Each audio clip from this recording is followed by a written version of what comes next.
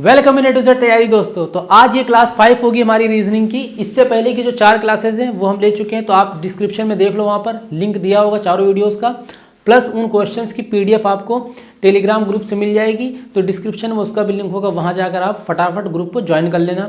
Teaching exam से related, चाहे आपका मैथ्स हो, ठीक है, चाहे आपका सीडीपी हो जाए, ईवीएस हो जाए, ठीक है, मैथ्स कुछ भी हो जाएगा, सारा कंटेंट आपको हमारे चैनल पर मिल जाएगा। आप जाके एक बार प्लेलिस्ट में देख लेना। अब स्टार्ट करते हैं हम। वेन डायग्राम आज हम पढ़ेंगे और इसके भी क्वेश्चंस जो होंगे, कुछ एक्स्ट्रा क्वेश्चंस अगर होंगे तो उसकी भी पीडीएफ आपको मिल जाएगी, और जो यहाँ पे कराएंगे उसको आप देख लेना।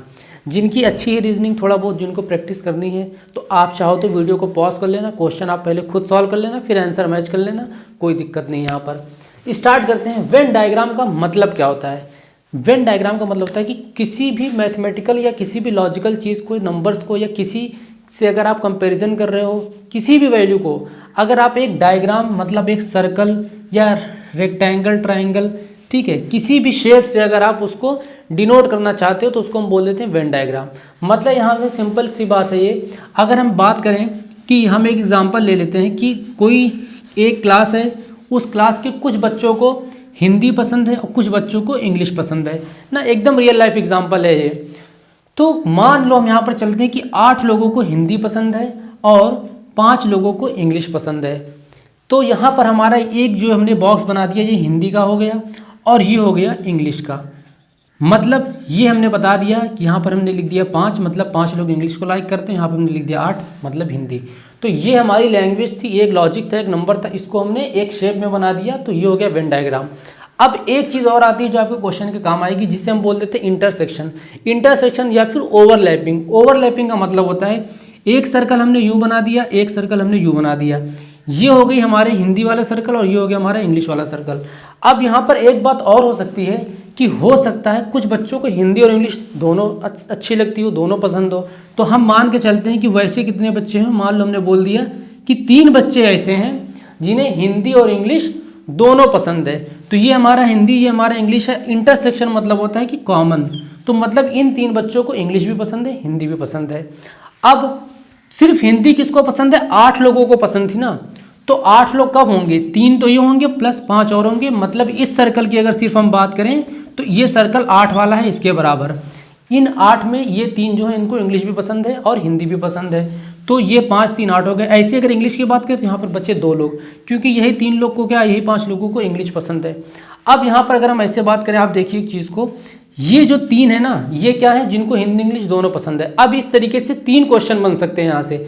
सबसे पहला क्वेश्चन अगर हम आपसे ये पूछ लें कि कितने लोगों को सिर्फ हिंदी पसंद है, ओनली हिंदी, तो वो 5 लोग हैं, सिर्फ 5 लोग। अब हमने पूछ लिया कितने लोगों को ओनली इंग्लिश पसंद है, ओनली सिर्फ इंग्लिश, तो वो 2 लोग हो गए। अब अगर मान लो हमने पूछ लिया कि ऐसे कितने बच्चे जिनको हिंदी और इंग्लिश दोनों पसंद है, तो वो आपका 3 आ जाएगा, क्योंकि कॉमन की बात यहाँ पर हो रही है। ठीक है, इस तरीके से अब आपको समझ लेना। अब जब क्वेश्चन करेंगे तब आपको मज़ा भी आएगा और अच्छे से समझ में भी आएगा। तो फटाफट अब क्वेश्चन पे चलते हैं। अपना छोटा सा डिजिटल बोर्ड हम लेके आते हैं यहाँ पर, और क्वेश्चन आपकी स्क्रीन पर आएंगे, पॉज करके खुद करके देख लेना, उसके बाद आंसर मैच कर लेना।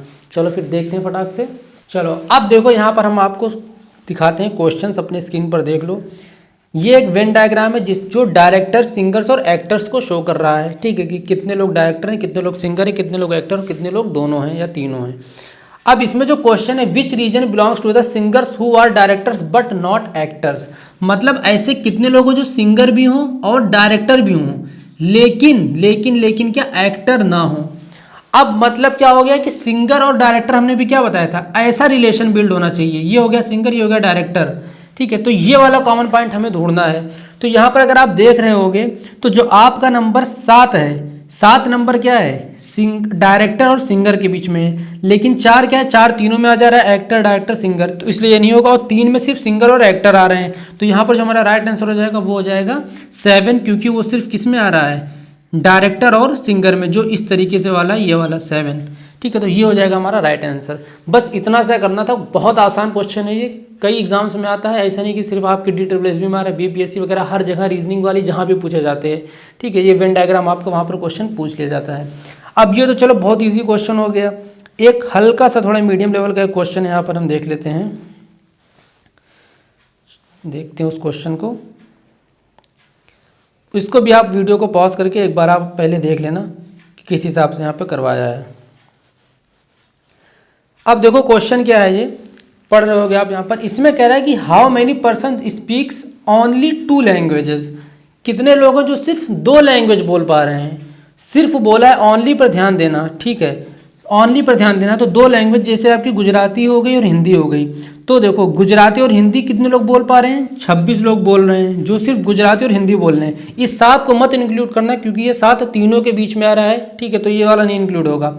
अब ऊपर देखोगे तुम तो गुजराती और मराठी, ठीक है, मतलब 51 लोग जो हैं वो गुजराती और मराठी बोल ले रहे हैं, 2 लैंग्वेज ये भी हो गई।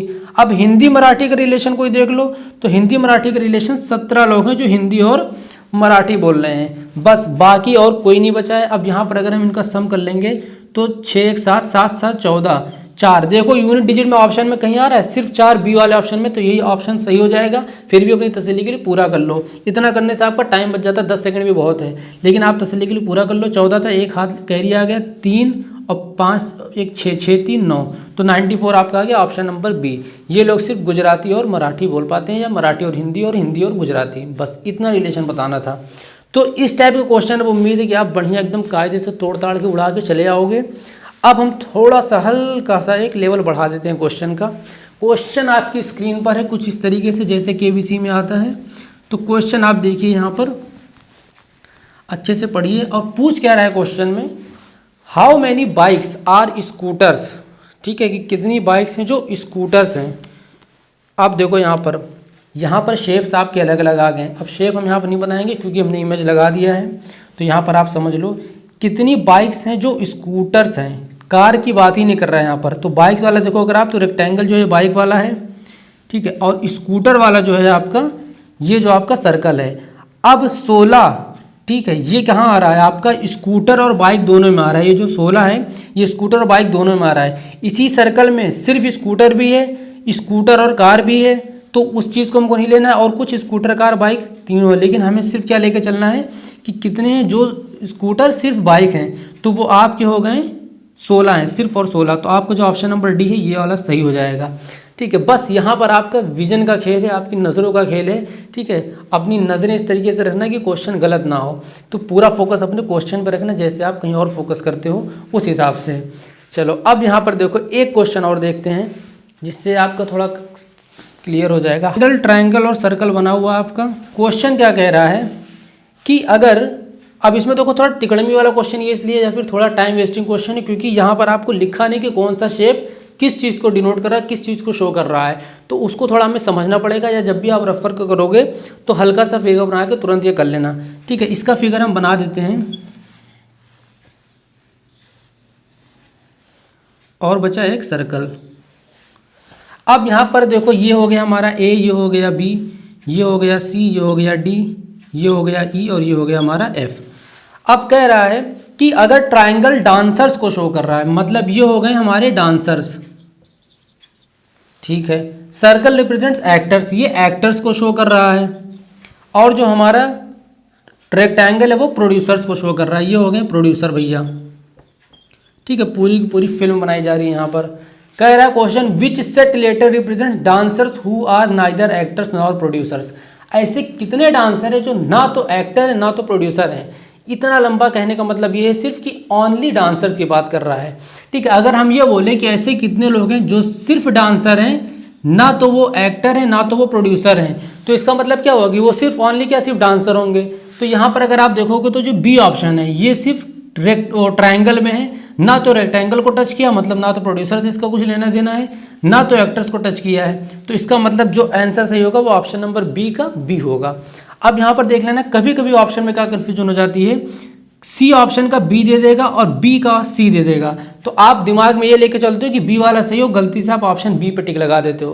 तो इन क्वेश्चंस में ऐसे ऐसे एग्जामिनर खेल जाते हैं और आपको लगता है कि ये नंबर हमारा सही होगा, मगर वो गलत आ जाता है, फिर आपको अफसोस हो जाता है। तो इसलिए इस चीज़ को भी बताना थोड़ा ज़रूरी था ताकि आप इन सब चीज़ों पर ध्यान दो। चलो अब एक क्वेश्चन देख लेते हैं। कुछ क्वेश्चन इसमें हम एक दो क्वेश्चन छोड़ देंगे एज अ होमवर्क आपके लिए, ठीक है, ताकि आपको दिक्कत ना हो, प्रैक्टिस अच्छे से हो जाए। और इन पीडीएफ्स को जो आपको टेलीग्राम पे मिलेगी, मैं यही कहूँगा कि इस वीडियो को देखने के 4 से 5 घंटे बाद आप उस चीज़ को प्रैक्टिस करना, ताकि आपको इतना टाइम मिल जाए, थोड़ा बहुत 4-5 घंटे में कुछ ना कुछ तुम कर लिए होगे, डिस्ट्रैक्शन वगैरह हो गया होगा, ठीक है। तब उसके बाद तुम्हें पता चलेगा कि तुमने उस चीज़ को सीखा कि नहीं। फिर वापस अगर कोई क्वेश्चन में दिक्कत हो रही होगी तो आगे वीडियो को देख लेना। वैसे अब क्वेश्चन देखो क्या कह रहा है इसमें। ये फिगर है, खतरनाक फिगर है। इसमें कह रहा है what does letter P represent. ये जो लेटर पी है ये क्या रिप्रेजेंट कर रहा है। अब इसमें जो ट्राइंगल है वो हॉस्टल दिखा रहा है, ठीक है, ट्राइंगल है वो हॉस्टल दिखा रहा है। उसके बाद तुम्हारा सर्कल जो है वो कॉलेज दिखा रहा है। उसके बाद तुम्हारा हेक्सागोन रिप्रेजेंट्स कैंटीन, और ये जो हेक्सागोन फिगर है, ठीक है, हेक्सागोन जो फिगर है आपका, ठीक है, इस तरीके से जो है कुछ भी इसे बना लो, वो कैंटीन दिखा रहा है। उसके बाद तुम्हारा क्या बचा है, रेक्टेंगल जो है वो लाइब्रेरी दिखा रहा है, ये आपका लाइब्रेरी दिखा रहा है। उसके बाद आपका बचा है स्क्वायर जो कि ट्रांसपोर्ट दिखा रहा है। देखो यहाँ पर तुम ये देखो कि कौन सा शेप, ठीक है, इसको नहीं टच कर रहा है, या पी जो है वो किस शेप में नहीं आ रहा है।